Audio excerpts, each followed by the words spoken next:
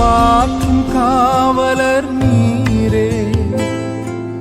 அயராது நீர் பாய்ச்சுவீரே, என்னை காப்பாற்றும் காவலர் நீரே.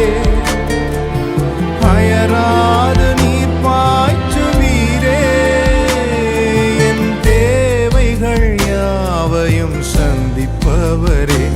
எந்த சேதமும் இன்றி காப்பவரே. என் தேவைகள் யாவையும் சந்திப்பவரே.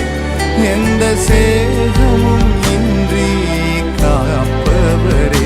நானும் அபிஷேக ஒலிவமரம், ஆலயத்தில் நடப்பட்டவன். சமூகத்தில் வாழ்கின்றவன்.